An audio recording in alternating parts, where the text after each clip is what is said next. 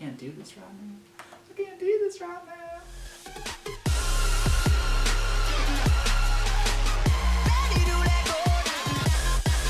What is up, guys, and welcome back to the Invictorum podcast. My name is Jamie, and today we're going to be talking about how to organize your inventory.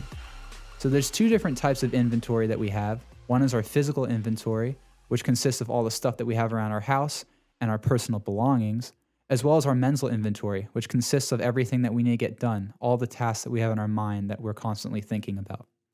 Now, the reason you need to keep these things organized is because if you let them kind of fall apart and start rotting, if you ever have to do something very important on the spot, you're going to have to spend time organizing your inventory first before you can even go out and do anything. This is a very common concept in many video games where your character can only carry so much stuff on them and it has a carrying weight or limited item space in their inventory. If you take time to go through everything and make sure you don't have things that you don't need on you, then your adventure can go smoothly and you can pick up a lot of cool treasures. But if you go out on an adventure and you haven't really planned ahead and you've only got 2 spots available in your inventory, you're going to miss out on all this cool loot, all these cool materials that you're just going to have to leave there because you didn't really plan ahead and you don't really have the capacity to carry them back with you. Now, the same thing can be said for our physical inventory. If you kind of just let things sit around your house and start kind of rotting in a sense, then if you ever have guests over, you're going to have to spend a ton of time getting everything ready, a lot of time cleaning, where if you were just kind of doing this in an ongoing process and just picking things up here and there, you can have a lot less tasks that you can knock out in a much shorter period of time. So there's 2 ways that you can tackle organizing your physical inventory. One is just kind of doing it in an ongoing, continuous process. Wherever you go to a different room in your house, just try to take something that doesn't belong in your current room and then move it to that room where it needs to go. So an example for this is that you're eating dinner by the TV and you've got your dish, you've got your utensils, and you've got your glass. Now, it's easy to get distracted and just kind of get up and then go to the kitchen and not bring those things. But if you're done with them, it makes more sense to carry them with you to the kitchen, which is their ultimate place where they belong, put them in the dishwasher or put them in the sink, and that way you don't have to worry about it later. You don't have to go back into your living room and go and specifically retrieve those things. You've kind of already brought them with you on a process that you were going to do anyway.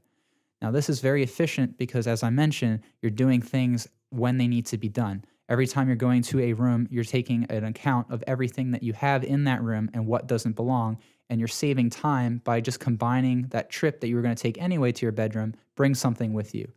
That's something called ongoing collection of your inventory. It's very easy to do and something that you should be doing if you haven't done that already. The second thing is doing things in bulk. It doesn't make sense to mop and vacuum your floors every few minutes as soon as something gets a little bit dirty. You save things up for a longer period of time and do it all in bulk. It's kind of a planned out task that you're doing later on. As I mentioned, if you drop some crumbs underneath your table, sure, you might want to do some basic cleaning, but you're not going to go all out. It doesn't make sense to, and it's not a very good use of your time. So in this aspect, planning things out in bulk is actually more efficient than the process that I described earlier, is taking things as you use them. Now, the other inventory, which is just as important but often overlooked, is our mental inventory. That includes, as I mentioned, everything that you've kind of got going on in your head, tasks that you need to get done, their deadlines, their priorities to you, and they all take up space in your mind.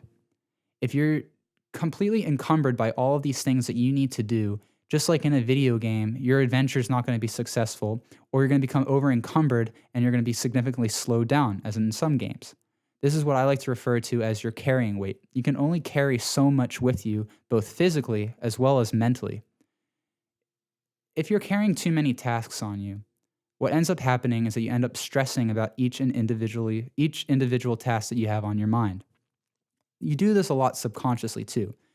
If you're worrying about a report for work and you're also thinking about a homework assignment for night class, and then you're thinking about all these little small things you have to do about the house, and then you're thinking about some text message that your friend sent you that day, you're thinking about so much that you don't really have any focal point. You're not focusing on anything, and you're not really able to get anything done. If you categorize all of these things in your mental inventory by their priority, the time that it would take, as well as their urgency, you can come up with a plan of action on how you want to tackle these things instead of just doing it sporadically. How many of us have ever been in a situation where we've got so much to do and we end up just cleaning our room? We end up doing this because that task is a very easy to do task. It's low priority, but it's something that we can accomplish quickly and feel good about ourselves. And while that's not necessarily a bad thing, And having a clean room can help you focus on these other tasks because you're not worrying about it. At the same time, if you've got these tasks that have a very short deadline, cleaning your room is not the most strategic thing to do. So I like to break things down into three different weights. One is the priority. So you can have something that's very high priority, which would be a homework assignment that's due at midnight and it's due this day basically, and you haven't started it yet. That's something that's very high priority that you need to be focused on above all other stuff. The next thing that you can categorize things is by their time. Not every task takes the same amount of time. Sometimes high priority tasks can be done very quickly. Sometimes low priority tasks take a very long time to complete. And finally, there's something that I like to call urgency or severity. And this kind of goes hand in hand with priority, but it is slightly different in the sense that urgency is something where there's a very immediate action that needs to be taken or a deadline that's coming very quickly. So an example where you might have something that is a low priority but high urgency is, let's say that you're working on a report for work that's due at midnight and your friend suddenly calls you and she's in the hospital and she needs help or something like that. Now, if you think about it logically, what is the most task that is your highest priority? It's your report that you have to get done because that has negative consequences for you. Your friend, while you care about her, those consequences are more for her because she's the one in the hospital. And that's kind of like a very logical, and I would never view things that way, but that's just an example of it. But your friend being in the hospital has a higher urgency. You need to be there for her. You need to go help her out. So in that case, the urgency of that scenario, even though it might be a lower priority logically, it supersedes the higher priority stuff because it is so urgent. Now that's kind of confusing, so I'm going to say it all again. Base things on priority, the time it takes to complete, and their urgency. So in this way, we can kind of fashion everything that we have in our minds, our daily tasks, and organize them into more bite-sized chunks. Understand what needs to be done first, what needs to be prioritized, and what stuff that you can let sit for a while. And letting things sit for a while is actually a good thing. And in the programming world, we refer to this as a backlog. So a backlog is a collection of all of your low priority tasks that they're still important, and at some point in time, you do want to get to them, but you don't need to get to them right now.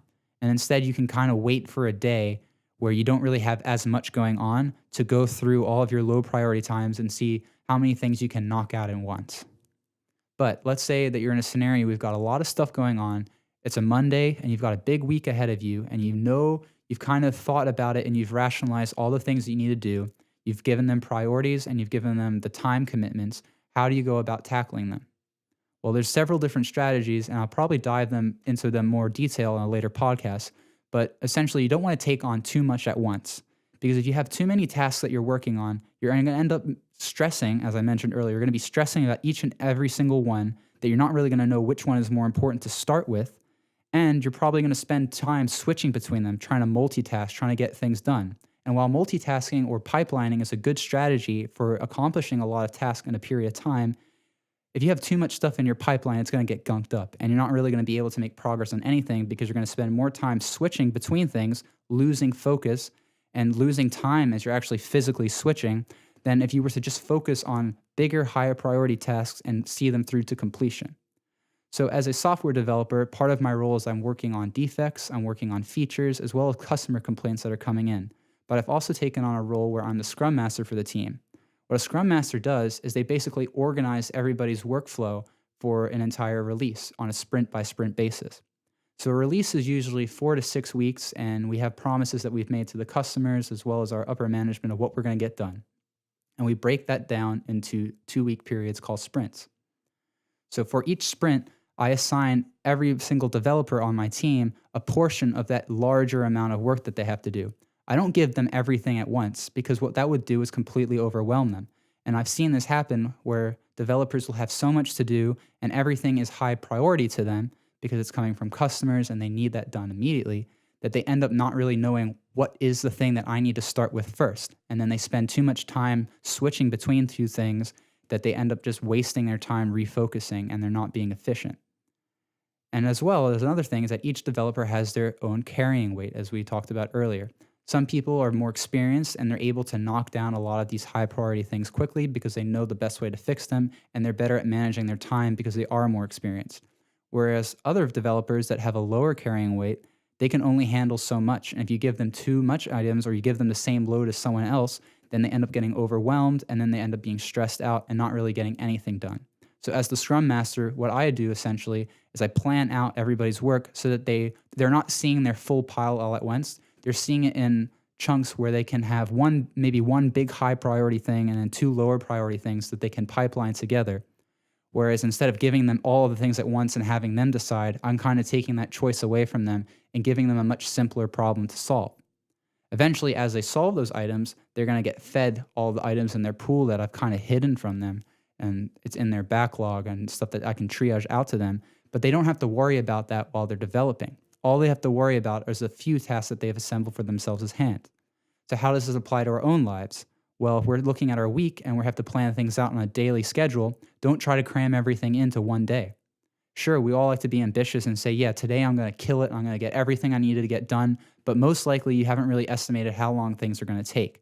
Or other times you'll underestimate it and think you're going to get it done faster than it actually does.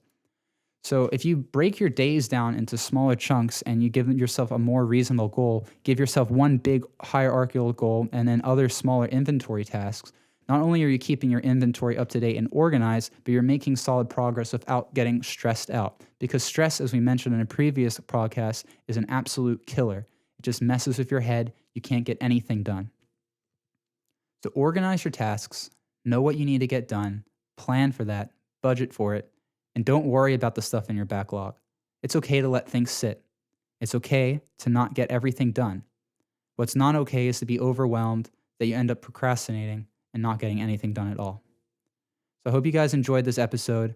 In the next one, I'm going to dive into more detail about different techniques that you can use to tackle your workload, your inventory, and why some of them are more optimal in certain situations than others, and while others can just make you completely worse off and you should stay away from them. All right, thanks guys. See ya.